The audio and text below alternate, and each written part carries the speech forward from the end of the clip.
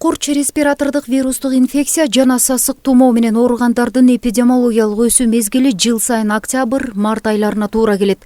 Айта кетсек, 2022 жылдын күз айлары менен башталган сасык тумоо оорусу курчуп, жалпы жыл ичинде 48.716 учур катталган.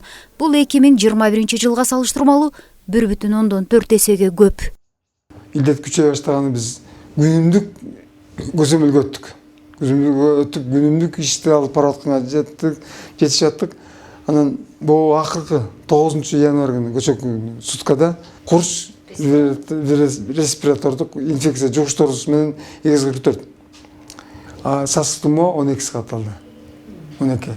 Анан бизде көбүрөөк катталган Ак Суу районунда негедир билбейм. 109. Андан кийинки Караколдо 42, Түп район менен Балыкчы шаарында 22'den, Тоңгурунда 9 деп, Жетекөз районунда 34. Адистердин баамында бул жолку сасык тумоо оорусунун мутацияланган жаңы штамдары жүргөн. Азырынча аны так айтууга мүмкүн эмес. Болгону лабораториялык жактан изилдөнүүдө. Буга чейин чочко тумоосу жүрүп жаткандыгы тууралуу эл арасында да айын кептер тарады. Бирок ал Ысык Көл облусунда катталган эмес. Чүй облусунда жана Бишкек шаарында гана лабораториялык жактан аныкталган.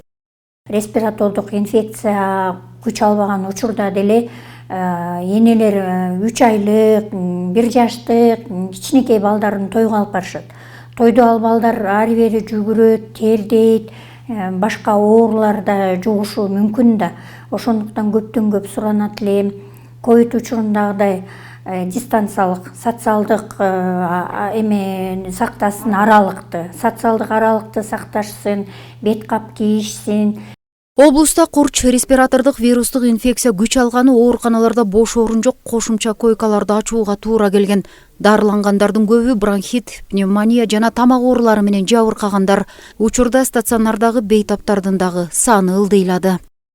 Биз острый бронхиалит болуп келгенбиз. Балам аябай повышенный температура, аябай слабый болуп кыйналып келген. Бүгүн буюрса чыгып атабыз, жакшы.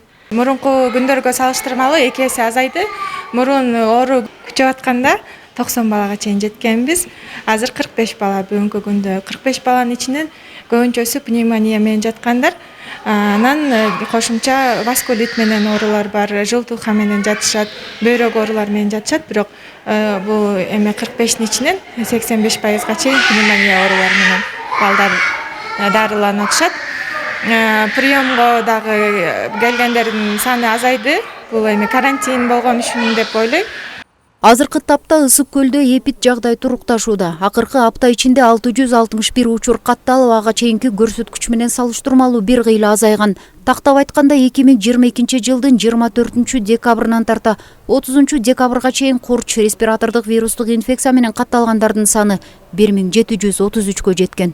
Эң башкысы бул эмдөө. Ковидке каршы эмдөө. Ошол чоң жардам берди. Эмделген адам экинчи оорубайт.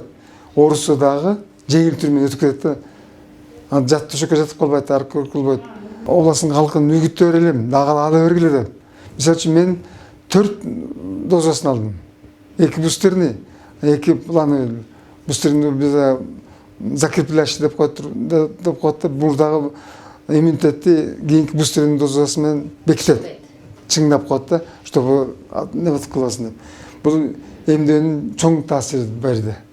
Ошентсе дагы санитардык аралыкты сактап, эрежелерге көңүл буруу талабы бар. Айрыкча дары-дармектерди колдонуу үй-бүлөлүк дарыгерлердин кеңеши менен болуусу шарт.